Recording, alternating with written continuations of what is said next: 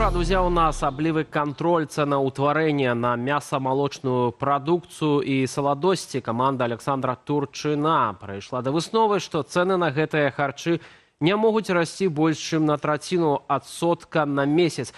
Такім чынам, для вытворцаў, дастаўцаў і гандлю скончыліся 2 месяцы умоўнай свабоды. Пра палітыку коштаўтварэння, якая не выглядае паслядоўнаю, Юлія Цяльпук.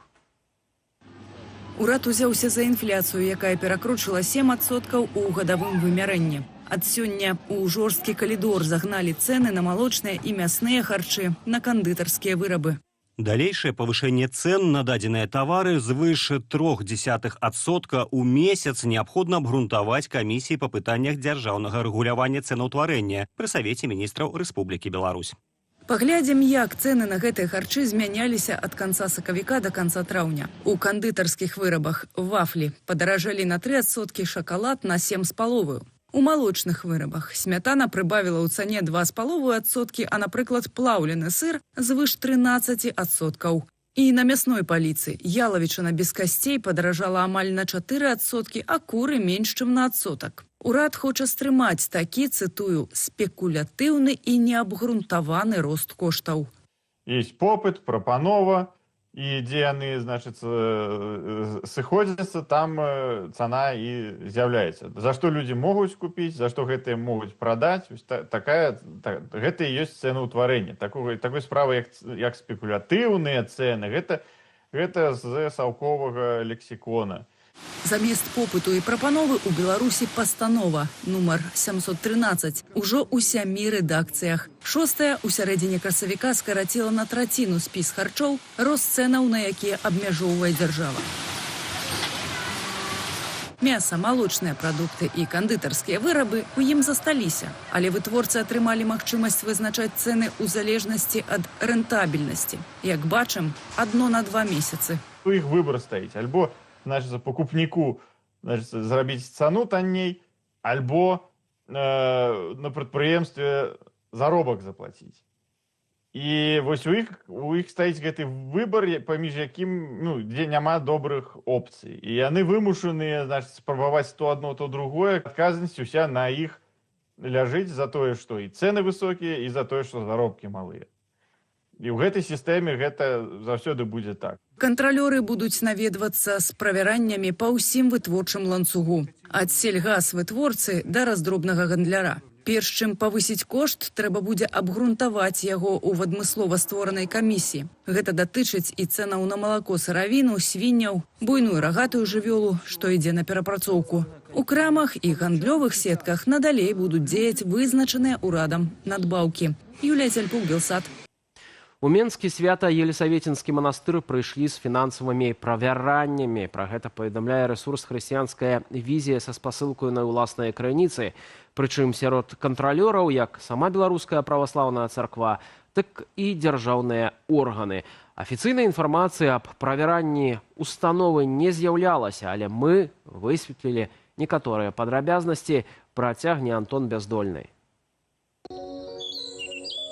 Журналісты бюро медыа падзяліліся з намі інфармацыяй, што правяранне даўно скончанае і абышлося без традыцыйнага для ўладаў маскі-шоу і вымання дакументаў. Як паведамілі крыніцы выдання, правяранні тычыліся цыдулак за спачын і здароўе, якія манастыр збірае па ўсім горадзе. Прыхаджане скардзіліся, што плата прымаецца наяўнымі і без належнага оформления. Ничего глобально в монастыре не изменилось. Проверка эта не несла абсолютно никакого устрашающего характера. Скорее была формальность, так как органам необходимо было реагировать на жалобы прихожан, которые поступают.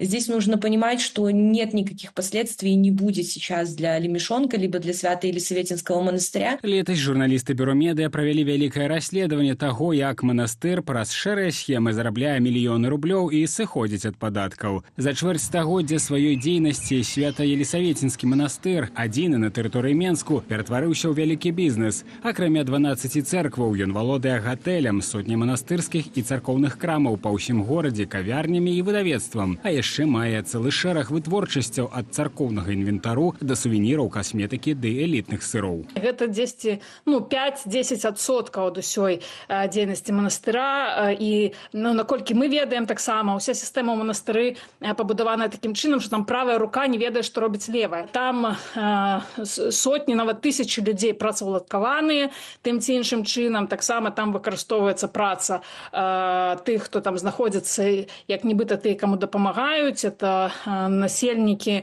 якія жывуць на падвор'ях. Пасля пачатку поўнамаштабнага ўварвання ва ўкраіне Свята-Елісаветінскі манастыр і асабліва яго кіраўнік, айцец Андрэй Лемяшонак, адкрыта падтрымалі Расію. У манастыры неаднаразова праводзілі зборы для расійскіх вайскоўцаў, куплялі для іх аўтамабілі і вазілі на акупаваныя тэрыторыі гуманітарную дапамогу. У Беларусі манастыр займаецца ідэалагічным выхаваннем моладзі праз свае дзіцячыя культурніцкія цэнтры. Это было месца фактычна адзінае ў Беларусі сярод такіх царкоўных супольнасцяў, дзе падтрымалі Лукашенко рэжым. Вы памятаеце тыя мітынгі альтэрнатыўныя. Лукашенко там не ведае улады, рэжым.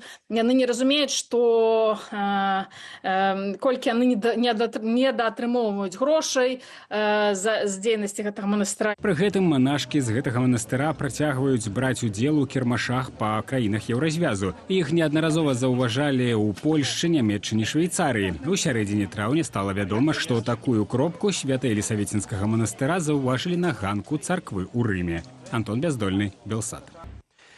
Крухмал ад усіх хваробаў у Беларусі накрылі сетку прадаўцоў расійскіх псеўдабадаў, біялагічна актыўных дадаткаў, якія аказаліся звычайным крухмалам. Следчы камітэт і губазік затрымалі 56 удзельнікаў схемы. 6 з іх ужо выставілі абвінавачанне ў махлярстве. Цікава, што арганізацыя дзеяла ў нашай краіне больш за 4 гады. Падрабязнасці ў Марыі Сысой. На гэтых кадрах губазік і следчы камітэт урываюцца ў адзін з так званых кол-цэнтраў, якія 4 гады прадавалі бады з Расіі. Сілавікі заяўляюць, пад выглядам карысных дадаткаў хаваўся ў асноўным крухмал.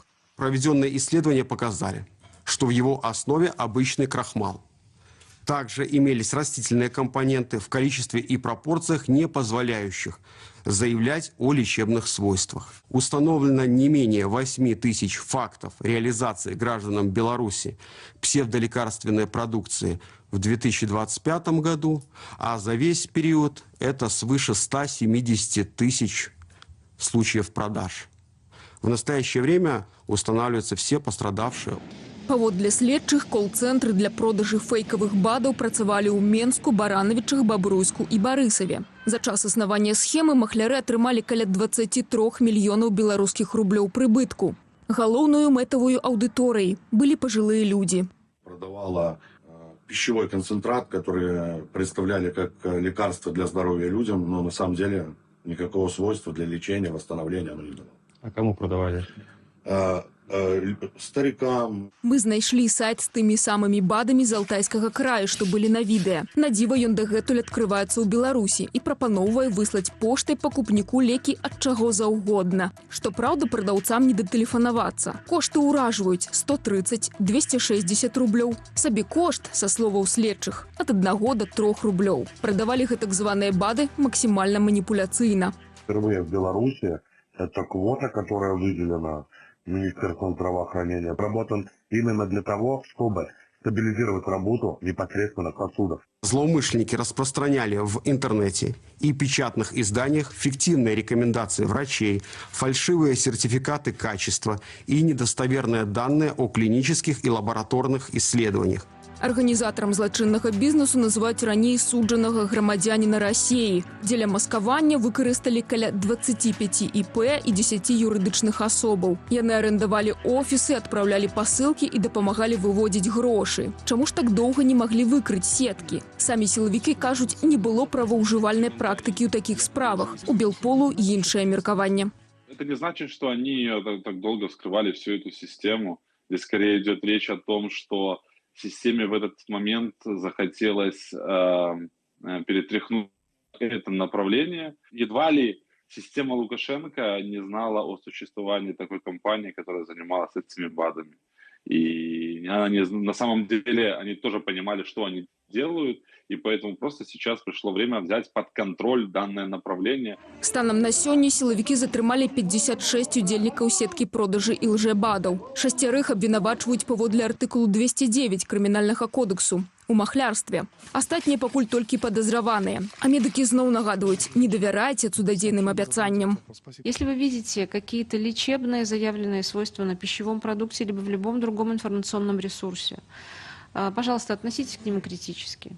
Почитайте другую информацию, обратитесь к медицинскому специалисту. До рэчы, мы показалі заяўлены склад аднаго з падазроўных бадаў медыку. Вывод несуцяшальны. Нават калі б такі склад быў сапраўдны, эфекту б усё адно не было. Марыя Сысой, Белсат. Аднаго з самых жорсткіх і адыёзных турэмнікаў Беларусі Алексея Лазаренко адправілі на пенсію паводле ўзросту. Ужо былому начальніку магілёўскай калоніі споўнілася 50 гадоў. Лазаренко праславіўся тым, што здзекаваўся з палітвязняў, асабіста ўжываў да іх фізічны гвалт, ды атрымліваў асалоду ад працэсу. Ён мог адправіць новапрыбылага ў штрафны ізалятар без прычыны. Гэтак мець справу з Лазарэнкам падчас зняволення давялося і журналісту радыё «Свабода» Олегу Груздзіловічу. Лазаренко крычаў яму, што журналісты і адвакаты, маўляў, самыя дрэнныя людзі ў свеце. Пасля чаго адразу адправіў спадара Олега ў штрафны ізалятар.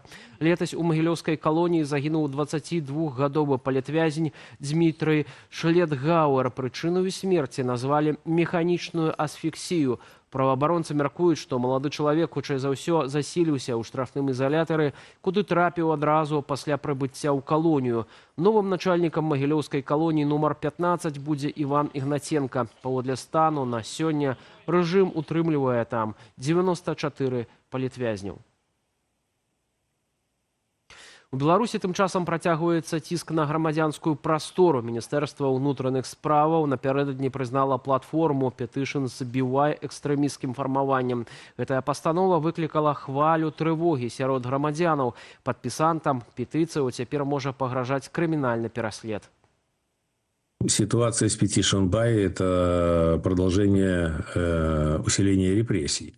Сначала власти ликвидировали все общественные объединения. Те, которые не смогли ликвидировать, они признали их экстремистскими. А теперь любое такое сообщество, даже 2 и более человек, которые могут высказывать свое мнение, могут требовать соблюдения своих прав. Для власти это очень опасно, потому что где 2, где 3, где 3, там 4, и так это может разрастись в какое-то движение. Поэтому это очередной этап репрессий, чтобы не допустить никаких волнений в стране. У сваю чаргу юрыстка «Вясны» Вікторыя Рудзянкова адзначае, улады могуць разглядаць сам факт падпісання петыцыі як удзел у экстрэмісцкай дзейнасці паводле артыкулу 361. Гэта стварае небяспечны прэцэдэнт, калі нават мірнае выказванне пазіцыі можа быць падставаю для рэпрэсій.